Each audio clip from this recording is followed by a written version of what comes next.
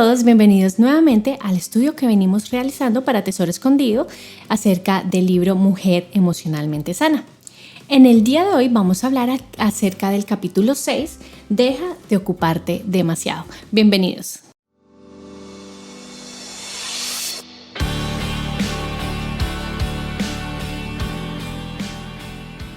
Para iniciar este capítulo es importante mencionar a las personas sobreocupadas. Las personas sobreocupadas son aquellas que le impiden a las amistades o a sí mismas crecer. Pero, ¿cómo saber que estamos sobreocupados? A continuación, vamos a revisar si estamos siendo personas sobreocupadas con base en algunos ejemplos que el libro de este estudio trae. Entonces, si ustedes desean marcar con una X los siguientes ejemplos y de pronto si lo están describiendo o la están describiendo a usted, puede ser que está llegando a ser una persona sobreocupada. Entonces, vamos a iniciar. La primera es, por lo general, conozco la manera correcta de hacer las cosas. La siguiente, me muevo rápidamente para aconsejar o arreglar las cosas, no sea que se derrumben. Tengo dificultad en permitir que los demás luchen con sus propios problemas. A la larga, es más fácil hacerlo todo yo misma. No confío en que los demás harán un trabajo tan bien como yo. A menudo hago lo que se me pide, aun si ya estoy sobrecargada. No me agrada causar problemas, así que cubro las fallas de los demás. Otras personas me describen como alguien estable y que siempre tiene todo bajo control. No me gusta pedirle ayuda a los demás porque no quiero ser una carga.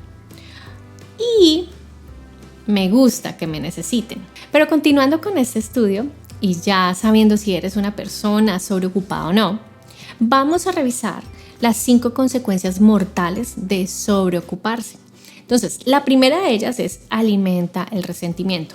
En Lucas 10 se habla acerca de la historia de Marta y María.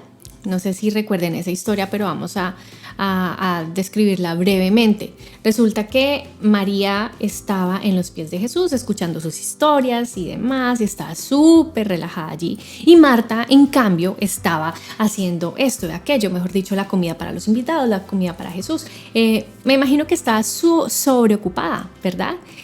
Y cuando Marta como que estalla del resentimiento, le pregunta al Señor Jesús, Señor, ¿no te importa que mi hermana esté ahí sentada? Como diciéndole, Señor, ¿no te importa que yo estoy súper ocupada y que ella esté ahí contigo? Y la respuesta del Señor es, Marta, Marta, estás inquieta y preocupada por muchas cosas. Y es impresionante este versículo y este ejemplo que el Señor también nos da, ¿cierto? Como diciéndole a Marta, ya, para. Así que Marta estaba asumiendo muchas más responsabilidades de las que el Señor le estaba pidiendo. Él mismo le dice, estás preocupada por muchas cosas, ¿cierto?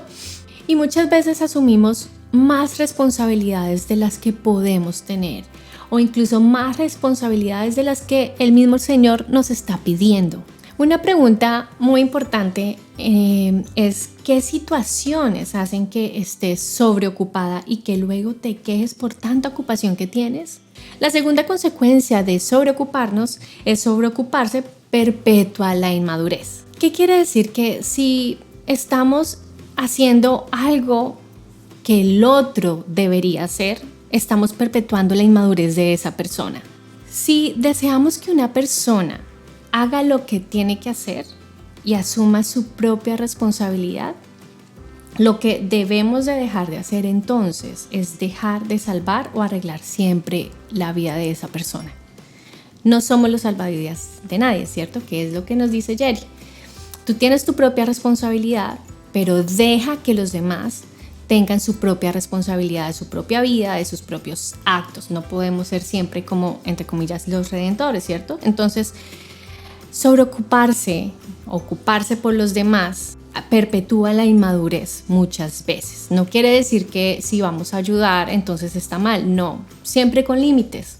Podemos ayudar, pero si es necesario que la otra persona se responsabilice por sus actos, ok, hay que a veces ponernos o dar un paso al lado para que enfrente sus propias decisiones, ¿cierto?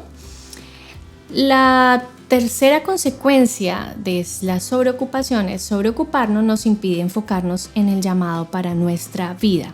Si vivimos sobreocupados, perdemos el llamado de Dios para nuestra vida, ¿cierto? Como que nos desenfocamos. Tenemos tantas cosas, tenemos tantas responsabilidades que finalmente nos desviamos o desviamos la mirada de lo que realmente importa.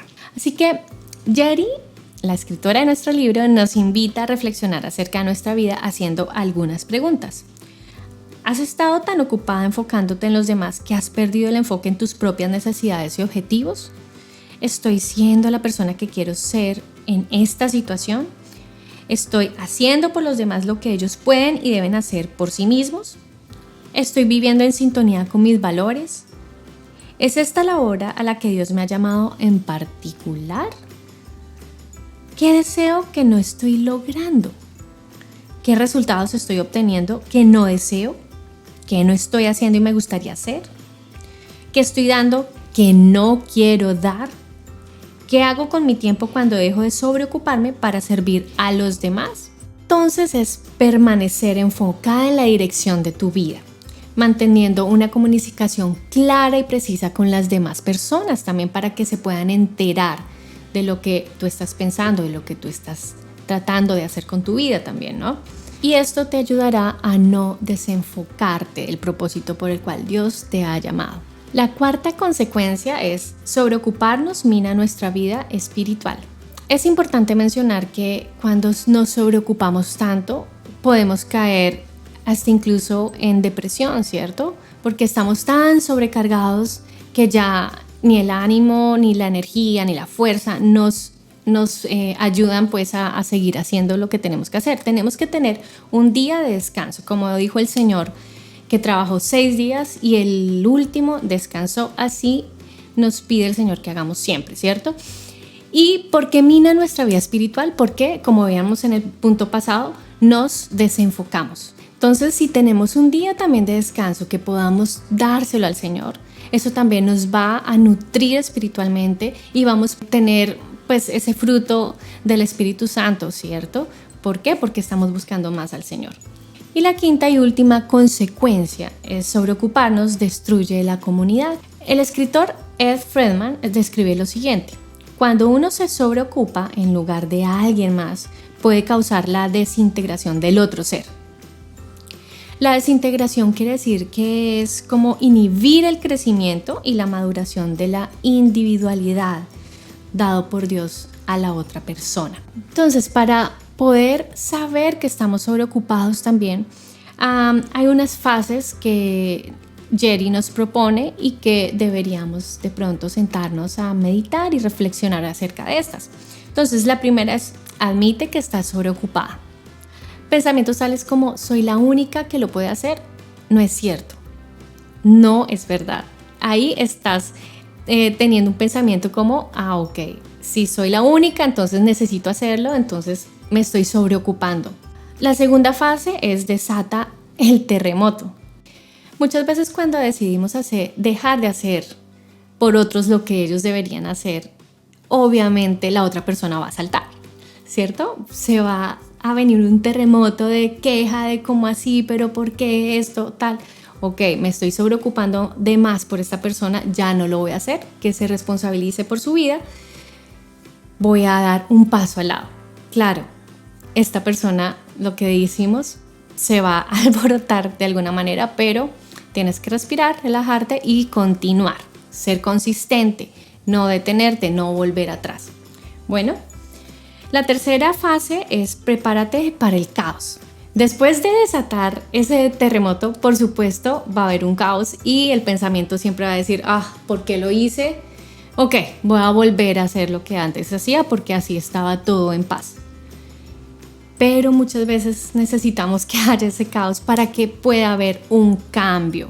No tanto en nosotros, sino que la otra persona, como decimos, se responsabilice de lo que tiene que hacer en su vida. Y la última, mantente firme. Puede haber resistencia, claro. Puede haber resistencia tanto de ti misma o como de la otra persona, ¿cierto? Y mantenerse firme es la clave. Es la clave para crear un nuevo hábito. Es la clave ¿para qué? Para crear nuevas rutinas, incluso en una misma relación o incluso en el trabajo. Entonces es importante también esta última fase, que es mantenerse firme.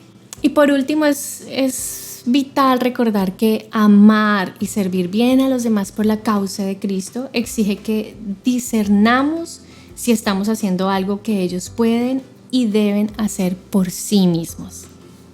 Así que eso ha sido todo por hoy. Este es el capítulo 6. Muchas gracias por vernos. Recuerden que seguiremos haciendo, ya faltan solo 2. Y recuerden siempre que Dios los ama y nosotros también. Bendiciones. Adiós. Chao.